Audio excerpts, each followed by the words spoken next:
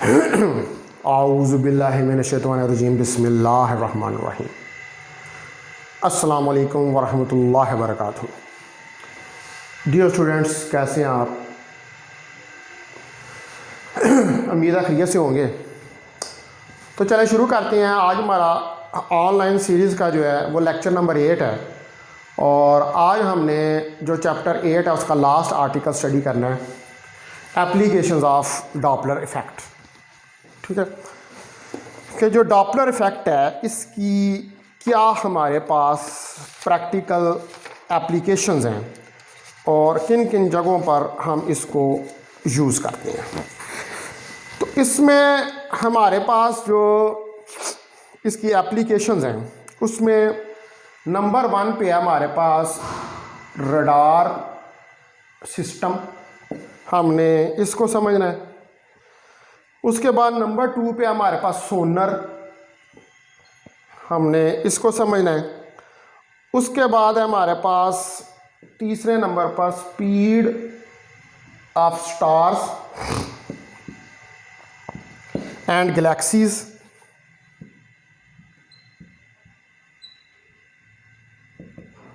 इसको हमने समझना है। फिर उसके बाद हमने समझना है रडार स्टीप ट्रैप।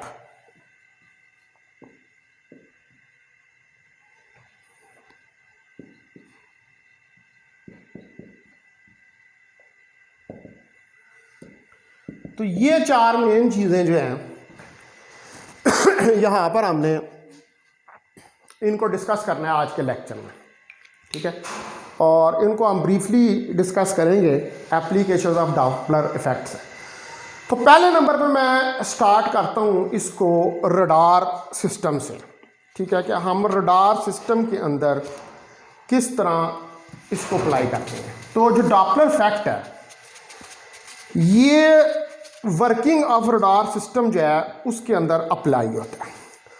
रडार जो है वो क्या करता है, वो यूज़ करता है रेडियो वेव्स को टू फाइंड द एलिवेशन, मालूम करने के लिए हाइट और स्पीड किसी एरोप्लेन की। रडार जो है ये वो डिवाइस है कि जो ट्रांसमिट करती है और रिसीव करती है रेडियो वेव्स को। ठीक है, यानी कि रडार में से रेडियो वेव्स जो होती हैं these are the part of the electromagnetic system, electromagnetic spectrum. ठीक है, जैसे infrared, ultra violet, X rays, gamma rays, far infrared, ये सारे के हैं, ये पार्ट हैं इलेक्ट्रोमैग्नेटिक स्पेक्ट्रम के। तो इसी तरह रेडियो वेव्स जो हैं ये भी पार्ट हैं इलेक्ट्रोमैग्नेटिक स्पेक्ट्रम की। और रेडियो वेव्स जो होती हैं इनकी लॉन्गेस्ट वेवलेंथ होती है। ठीक है, और फ्रिक्वेंसी इनकी कम होती है। ये लोवेस्ट फ्रिक्वेंसी की यानी कम एनर्जी की होती है, लेकिन इनकी वेवलेंथ लॉन्ग होती है, इसलिए इनको रडार सिस्टम के अंदर जो है वो यूज़ किया जाता है। तो डॉपलर इफेक्ट जो है, Doppler effect is applied in the working of a radar system. तो ये रडार सिस्टम की वर्किंग के अंदर ये इस्तेमाल होता है। डॉपलर इफेक्ट जो है वो अप्लाई होता है। रडार क्या करता है, radar uses radio waves to find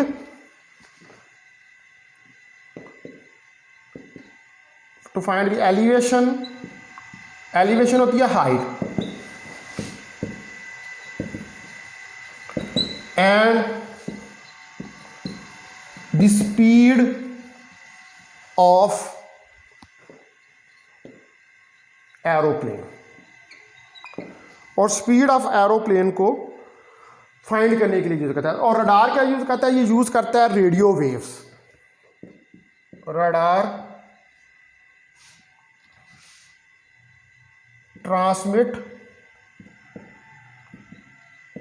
and receive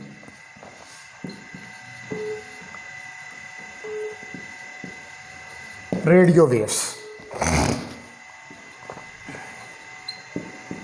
तो रेडियो वेव्स आपको बताया कि जैसे इलेक्ट्रोमैग्नेटिक वेव्स होती हैं और ये इलेक्ट्रोमैग्नेटिक स्पेक्ट्रम का पार्ट होती है। तो डॉपलर इफेक्ट जो है वो वर्किंग ऑफ रडार सिस्टम में यूज़ होता है और इसकी वर्किंग में रडार जो है वो रेडियो वेव्स को यूज़ करता है किसी भी एरोप्लेन की हाइट या स्पीड को फाइंड करने के लिए।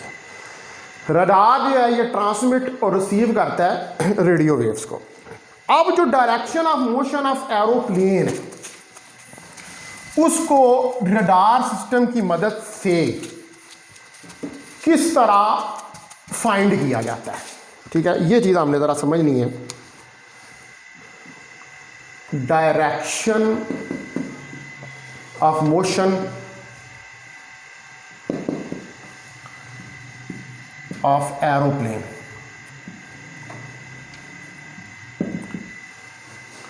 तो जो direction of motion of aeroplane है वो हम फाइंड कर सकते हैं with the help of radar.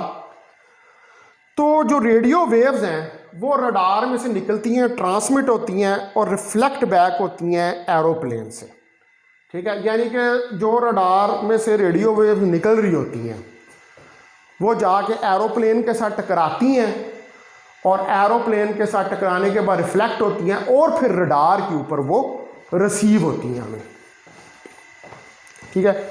The radio waves transmitted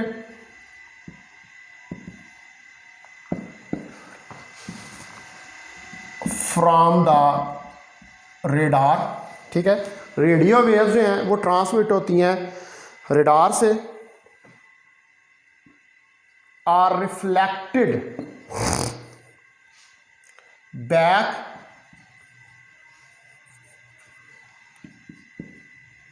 from the aeroplane and received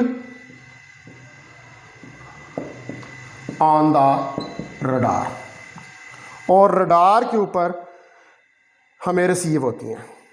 अब पहला केस, if aeroplane is moving towards the radar, if the aeroplane is moving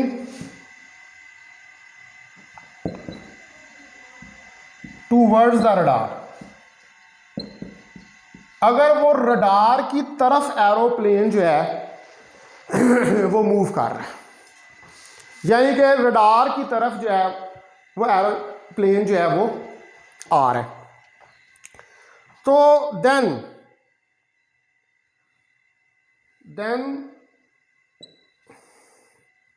the wavelength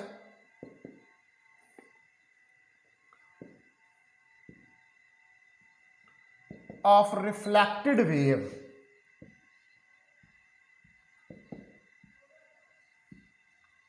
will be shorter। तो जो reflected wave है, यानी कि जो radio wave निकली और जाके जहाज से टकराई और जहाज जब वो रडार की तरफ मूव कर रहा था, तो जब जहाज रडार की तरफ मूव कर रहा था तो वेव लेंथ जो है वो कंप्रेस होगी और कंप्रेस होने से वो शॉर्ट हो जाएगी, शॉर्टर वेव लेंथ जो है वो हो जाएगी। और अगर सेकंड पे, if the plane is moving away from the radar, लेकिन अगर प्लेन जो है वो मूव अवे कर रहा है रडार से, then the wavelength of reflected wave will be longer. तो जो रिफ्लेक्टेड वेव है उसकी वेव लेंथ जो है वो लॉन्गर होगी, ठीक है। यानी कि अगर जहाज जो है वो मूव कर रहा है टुवर्ड्स रडार, ठीक है, तो इसका मतलब है कि जो सोर्स है, ठीक है, वो स्टेशनरी है, रडार सोर्स है स्टेशनरी है और ऑब्जर्वर उसकी तरफ मूव कर रहा है, तो वेव लेंथ जो है वो शॉर्ट हो जाएगी, कंप्रेस हो जाएगी, और अगर अवे मूव कर रहा है तो वेव लेंथ जो है वो एक्सपैंड हो जाएगी। ठीक है जी।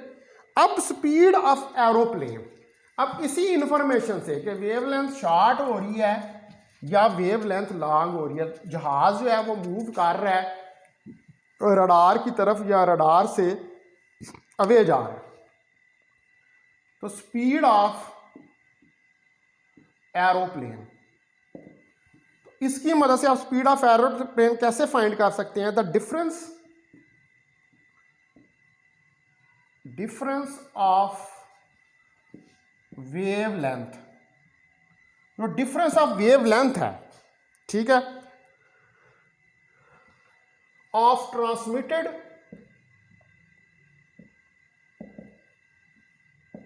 And reflected waves is used to determine the speed of aeroplane। तो ये जो डिफरेंस है, ये डिफरेंस जो है ये यूज हम करते हैं, यानी कि जो वेव लेंथ अवे जा रहा है या टुवर्ड्स आ रहा है, तो जो डिफरेंस आ रहा है ना, अब ट्रांसमिटेड और रिफ्लेक्टेड वेव लेंथ के अंदर डिफरेंस आ रहा है, तो इस डिफरेंस से हमें पता चलता है कि जो आपका एरोप्लेन है उसकी क्या स्पीड है। इसी तरह जो स्पीड है सैटेलाइट्स की, ऑन द सेम प्रिंसिपल,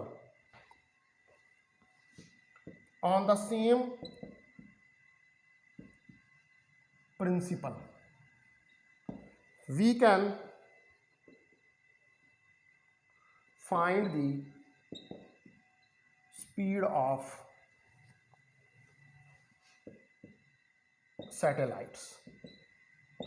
तो इसी सेम प्रिंसिपल के ऊपर हम जो स्पीड ऑफ सैटेलाइट है उसको फाइंड कर सकते हैं कि सैटेलाइट जो है वो टुवर्ड्स अर्थ मूव कर रहा है या टुवर्ड्स अर्थ से अवे जो है वो जा रहा है। ठीक है, तो ये फर्स्ट एप्लीकेशन इसकी होगी। अब दूसरा इसका एप्लीकेशन जो है सोनर।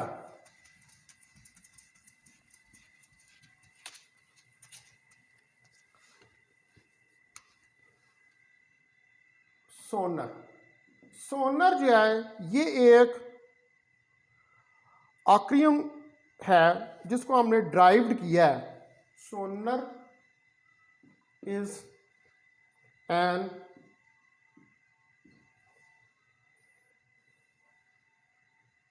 acronym derived from sound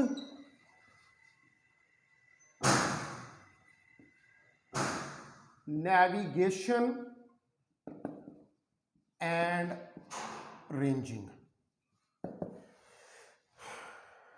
ठीक है, सोनर इसको ड्राइव किया, ये मुहफ़्फ़फ़ है साउंड नेविगेशन। नेविगेट का मतलब है कि साउंड को फाइंड करना और रेंज करना, रेंजिंग, उसकी साउंड को फाइंड करना और उसकी रेंजिंग जो है वो करना।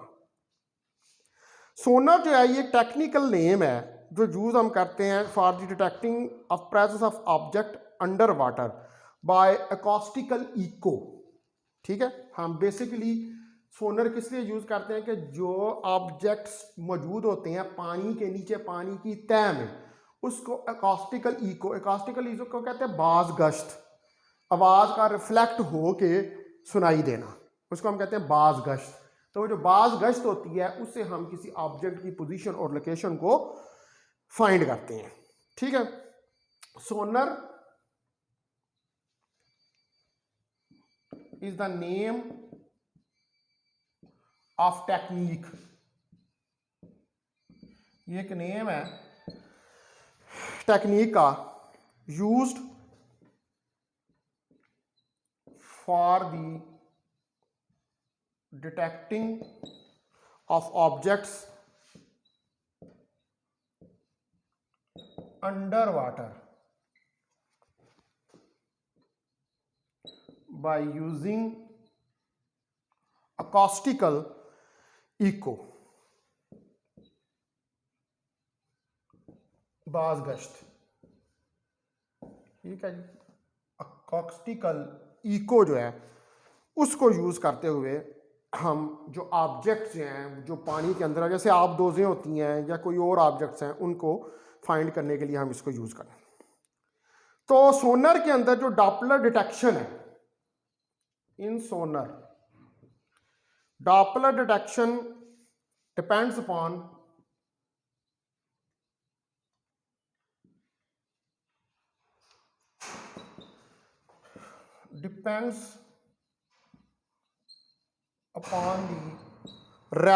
the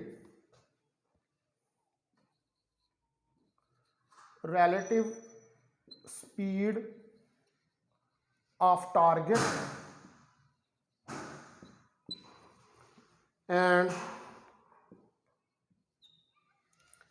तो ये डिपेंड करता है किसके ऊपर, relative speed of target and the detector, यानी कि टारगेट और डिटेक्टर उनकी जो रिलेटिव स्पीड है वो क्या है, उसके ऊपर ये डिपेंड करता है। तो जो डॉपलर इफेक्ट है इसके अंदर एक अपरेंट चेंज ऑफ फ्रिक्वेंसी अकर करती है जब सोर्स और ऑब्जर्वर जो है वो रिलेटिव मोशन में होते हैं with respect to each other, ठीक है।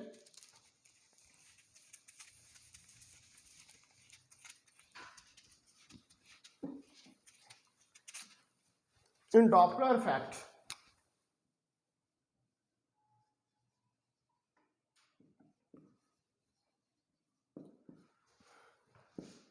the apparent frequency is observed due to relative motion between source and observer। हमने ये पढ़ा है कि सोर्स और ऑब्जर्वर की रिलेटिव मोशन की वजह से एक एपरेट फ्रिक्वेंसी जो है वो हमें फाइंड होती है, ठीक है, यानी कि फ्रिक्वेंसी के अंदर चेंज आता है। अब इसका यूज जो है, use of sonar in military, हम इसको मिलिट्री के अंदर कैसे यूज करते हैं, ठीक है। तो मिलिट्री के अंदर it is use for the detection on location of submarine weapons and depth measurement of sea. Submarine नहीं होती, ये जो आबदोज़ें होती हैं, ये जो पानी के अंदर होती हैं, ये जो पानी के अंदर आबदोज़ें होती हैं, इनको डिटेक्ट करने के लिए, जाहिर बात है आपको पानी के अंदर तो चीज़ नज़र नहीं आ रही, तो उनको डिटेक्ट करने के लिए उन आबदोज़ों को, सबमरीन को और वेपन्स को, और जो डेप्थ है मेजरमेंट, डेप्थ मेजरमेंट है सी का, वो करने के लिए हम इसको यूज़ करते हैं मिलिट्री के अंदर। इन मिलिट्री, तो मिलिट्री के अंदर it is used for the detection and location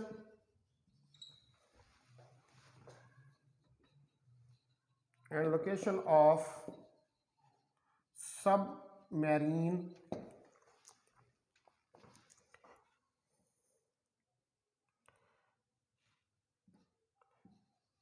weapons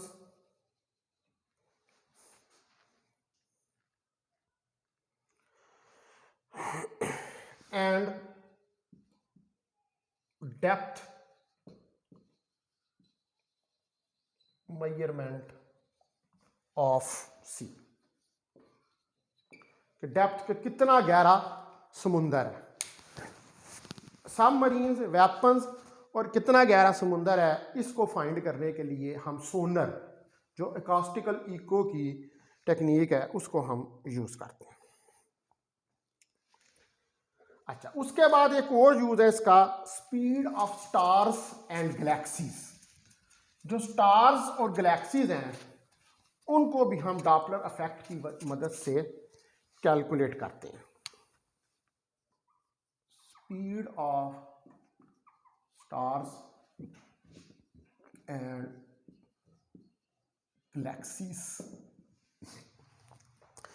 तो जो एस्ट्रोनॉमर्स हैं वो क्या करते हैं, वो डॉपलर इफेक्ट को यूज करते हैं कैलकुलेट करने के लिए स्पीड जो होती है डिस्टेंस स्टार्स की और गैलेक्सी की। वो क्या करते हैं कि वो कंपेयर करते हैं जो लाइन स्पेक्ट्रम होता है लाइट का किसी स्टार से, उस लाइट के साथ जो कि लेबॉरेटरी के अंदर सोर्स प्रोड्यूस कर रही होती है। तो जो डॉपलर शिफ्ट होती है स्टार की लाइट्स में, इसको हम मेजर कर लेते हैं, और जब इस डॉपलर शिफ्ट को मेजर कर लेते हैं तो speed of star can be calculated. तो फिर उसकी मदद से स्पीड ऑफ स्टार जो है वो कैलकुलेट हो सकती है। तो एस्ट्रोनॉमर्स जो हैं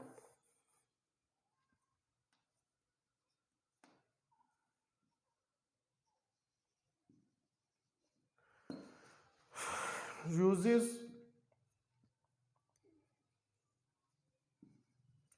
Doppler effect to calculate the speed of distant stars and galaxies। अब ये क्या करते हैं, ये कंपेयर करते हैं by comparing the line spectrum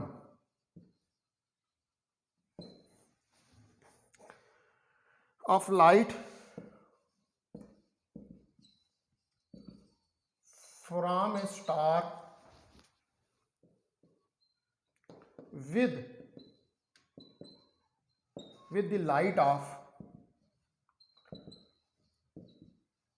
laboratory source। ठीक है जी, लेबॉरेटरी सोर्स की जो लाइट है उससे लाइन स्पेक्ट्रम जो है वो डिस्टेंस स्टार का उसको कंपेयर करते हैं। तो Doppler shift of light stars light can be measured. ठीक है, इसकी मदद से जो डॉपलर शिफ्ट होती है स्टार्स की लाइट की, उसको हम मेजर जो है वो कर लेते हैं। Then speed of star can be calculated.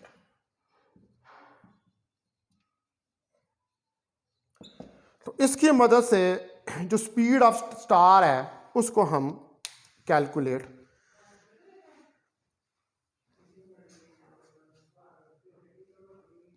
कर लेते हैं। ठीक है, अब जो डिटर्मिनेशन है direction of motion of stars, वो हम किस तरह मेजर करते हैं कि किस तरफ स्टार जा रहा है, अर्थ के पास आ रही है, अर्थ से अवे जा रहा है।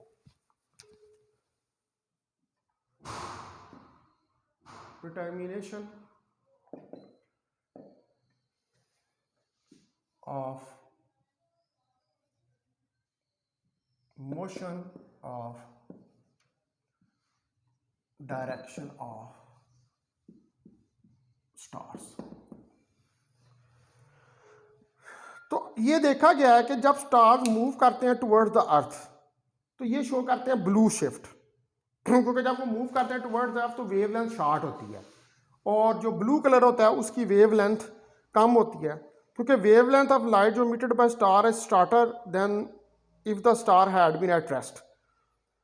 तो स्पेक्ट्रम जो है वो शॉर्टर वेवलेंथ की तरफ चला जाता है और हमें ब्लू नजर आता है। लेकिन अगर स्टार जो है वो अर्थ से अवे मूव करता है तो उस केस के अंदर, ठीक है, हमें रेड शिफ्ट नजर आती है। रेड शिफ्ट का मतलब है कि जब अवे मूव करता है तो वेवलेंथ लॉन्ग हो जाती है। ठीक है, तो वहां से हमें पता चलता है कि जो स्टार है वो अर्थ से अवे मूव कर रहा है। तो ठीक है, if the star moves towards earth, we observe a blue shift.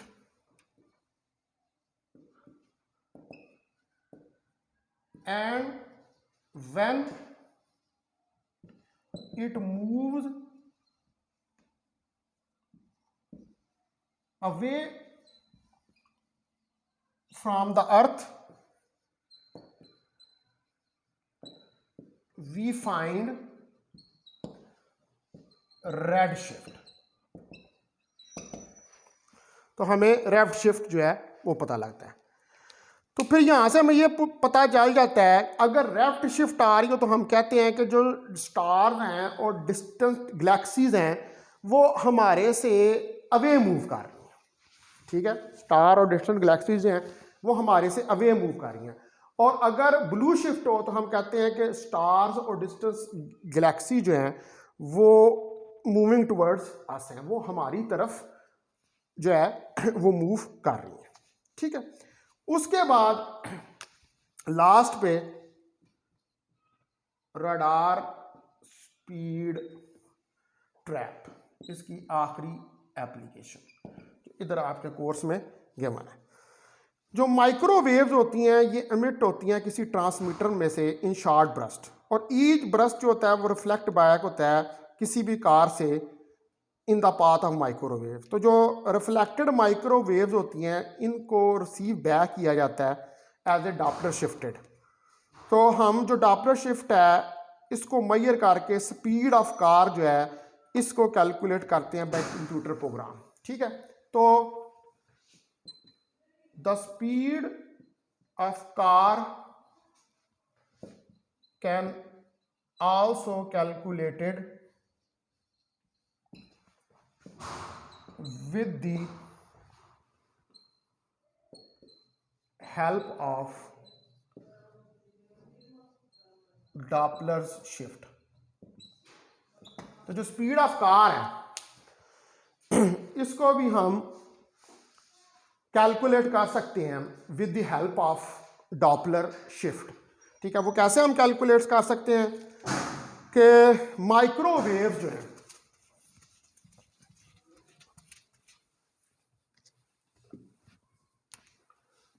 microwaves are emitted from a transmitter in short bursts.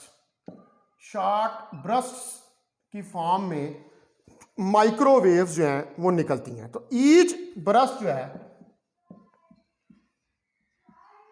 Each burst is reflected back, is reflected back by any car. तो किसी भी car से each burst जो है वो reflect back होता है. ठीक है, तो ये जो रिफ्लेक्टेड माइक्रोवेव्स हैं ये रिसीव बैक होती हैं as Doppler shifted. These reflected microwaves are received as Doppler shifted. ठीक है, ये डॉपलर शिफ्टेड के तौर पे रिसीव होती हैं. तो by measuring Doppler shift, by measuring Doppler shift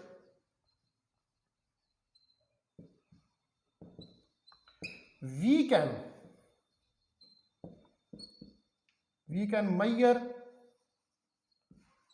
the speed of car.